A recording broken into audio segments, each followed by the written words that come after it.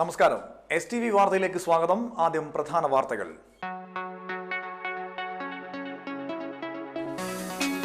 കൈപ്പമംഗലത്ത് വയോധികയെ തലക്കടിച്ച് കൊലപ്പെടുത്തി ആഭരണങ്ങൾ കവർന്ന കേസിൽ പോലീസ് അന്വേഷണം ഊർജിതമാക്കി. കൈമ്പ്രം ബീച്ചിൽ 3 പേരെ വെട്ടിക്കൊലപ്പെടുത്തുവാൻ ശ്രമിച്ച സംഭവത്തിൽ കുപ്രസിദ്ധ ഗുണ്ടാ തലവൻ സ്പൈഡർ അനു എന്ന അരുൺ പിടിയിലായി. ദേശീയപാത 17-ൽ കൈപ്പമംഗലം ബോർഡിനടുത്ത് ടെമ്പോ ട്രാവലർ മറിഞ്ഞ് ഡ്രൈവർക്ക് പരിക്ക്.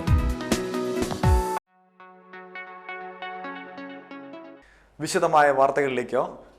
കൈപ്പമംഗലത്ത് വയോധികയെ തലക്കടിച്ച് കൊലപ്പെടുത്തി ആഭരണങ്ങൾ കവർന്ന കേസിൽ പോലീസ് അന്വേഷണം ഊർജിതമാക്കി. പോലീസ് പുറത്തുവിട്ട രേഖാചിത്രത്തിന്റെ അടിസ്ഥാനത്തിൽ വിവിധ സ്ഥലങ്ങളിൽ നിന്നായി നിരവധി തമിഴരെ പോലീസ് കസ്റ്റഡിയിലെടുത്ത് ചോദ്യം ചെയ്തു വരുന്നുണ്ട്.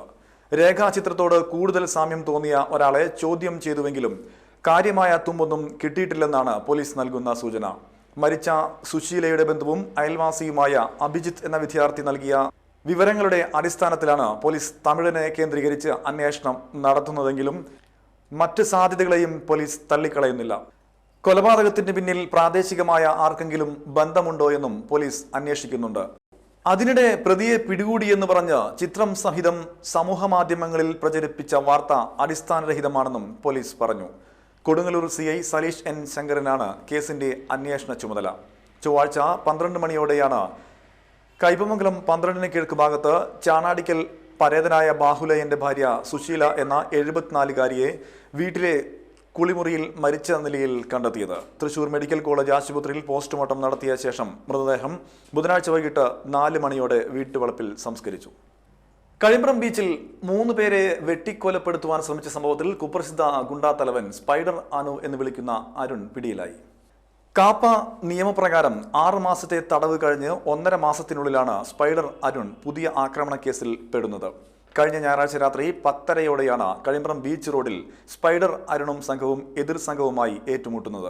കാറിലെത്തിയ സ്പൈഡറിന്റെ നേതൃത്വത്തിലുള്ള സംഘം വാളും ഇരുമ്പ് പൈപ്പും ഉപയോഗിച്ച് ആക്രമണം നടത്തുകയായിരുന്നു.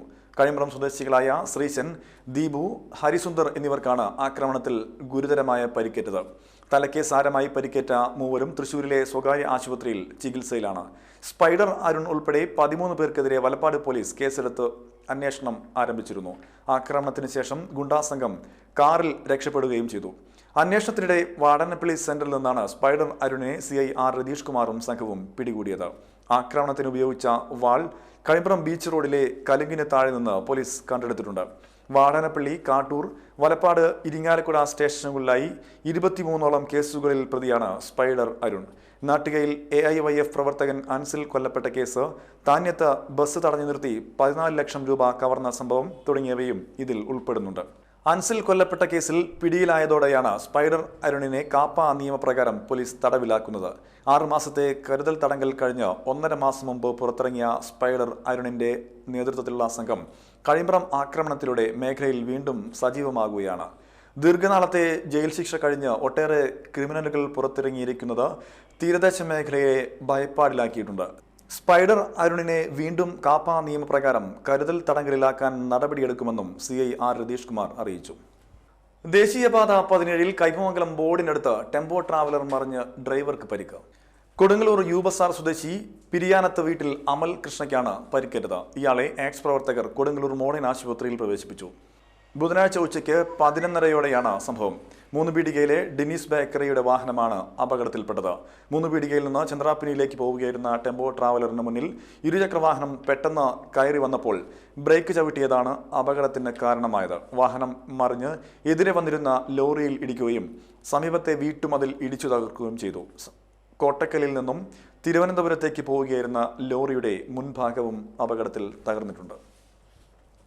കോട്ടപ്പുറം കിഡ്സിന്റെ ആഭിമുഖ്യത്തിൽ ഭിന്നശേഷിയുള്ള വിദ്യാർത്ഥികൾക്കായി മെഡിക്കൽ ക്യാമ്പ് സംഘടിപ്പിച്ചു.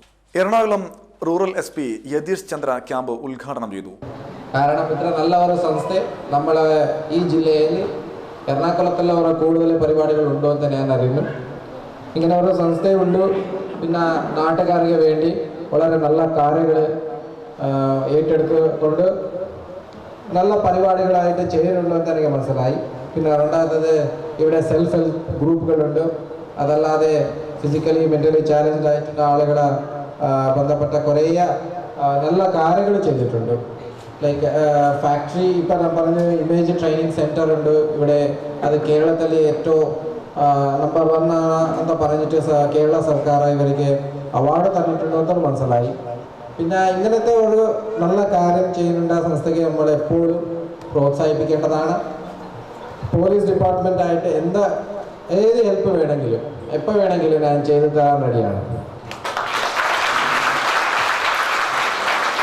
അടുത്തതായിട്ട് എറണാകുളം റൂറൽ ജില്ലയിൽ പോലീസ് ഡിപ്പാർട്ട്മെൻറ്റ് ഉൾപ്പെടെ ഒരു ജോയിൻ്റ് ആയിട്ട് എന്തെങ്കിലും ഒരു കാര്യം എന്തെങ്കിലും ഒരു പരിപാടി നിങ്ങൾ കൊണ്ടുവരണം. നമ്മളെപ്പോഴും നമ്മുടെ മുഴുവൻ ഫോഴ്സ് ഇതിനു വേണ്ടി ചെയ്യാൻ റെഡിയാണ്. പിന്നെ ഇന്നുണ്ട പരിപാടിയിൽ മെഡിക്കൽ ചെക്കപ്പ് ക്യാമ്പ് ഉണ്ടെന്ന് മനസ്സിലായി. Kids director father Nixon Kattassery അധ്യക്ഷത വഹിച്ചു. ആൻ ബെഞ്ചമിൻ മുഖ്യ അതിഥിയായിരുന്നു. ഫാദർ ജോസ് ഓളാട്ടുപുറം, തോമസ് തുടങ്ങിയവരും സംസാരിച്ചു. പീവമ്പലൂർ MES അസ്മാബി കോളേജിൽ നടന്ന സയൻഷ്യ എക്സിബിഷൻ സമാപിച്ചു. സമാപന സമ്മേളനം CN ജയദേവൻ MP ഉദ്ഘാടനം ചെയ്തു. തീർച്ചയായിട്ടും ജനങ്ങളുടെ അതിനോടുള്ള പ്രതികരണം വളരെ അനുകൂലമായിരിക്കുമെന്നാണ് ഞാൻ വിശ്വസിക്കുന്നത്. ശാസ്ത്ര സാങ്കേതിക രംഗത്തെ വികാസങ്ങളുമായി ബന്ധപ്പെടാൻ ജനങ്ങൾ അതീവ താല്പര്യമാണ്. വലിയ മാറ്റങ്ങൾ ലോകമൊട്ടാകെ ശാസ്ത്രവുമായി ബന്ധപ്പെട്ടുകൊണ്ട് നടന്നുകൊണ്ടിരിക്കുകയാണ്. അത്തരം ശാസ്ത്ര പുരോഗതിക്ക് മധ്യേ അതിനെ പുകമറ സൃഷ്ടിച്ച് മറച്ചു വയ്ക്കാൻ ശ്രമിക്കുന്ന ശക്തികൾ നല്ല സ്വാധീനം ചെലുത്തുന്ന ഒരു കാലഘട്ടത്തിലാണ് നമ്മളിന്ന് ജീവിക്കുന്നത്. ഞാനതിൻ്റെ എക്സാമ്പിൾസിലേക്ക് ഒന്നും പോകുന്നില്ല. കാരണം ഞാനൊരു സ്കൂളിൽ ഒരു പുസ്തകം നടത്തിയതിന് ഇന്നലെ വരെ ചില ഫേസ്ബുക്കിലൊക്കെ കാണുന്നുണ്ട്, എൻ്റെ കൈവെട്ടും തലവെട്ടും എന്നൊക്കെ പറഞ്ഞ് കാണുന്നുണ്ട്. നിങ്ങളെല്ലാവരും ശ്രദ്ധിച്ച് കാണില്ല. സംഘാടക സമിതി ചെയർമാൻ ET ടൈസൺ മാസ്റ്റർ അധ്യക്ഷത വഹിച്ചു. SN panchayat president Mallika, doctor EN Ignatius, KM Abdul Salam, Amit Bachchan തുടങ്ങിയവരും സംസാരിച്ചു. ഇടവേള.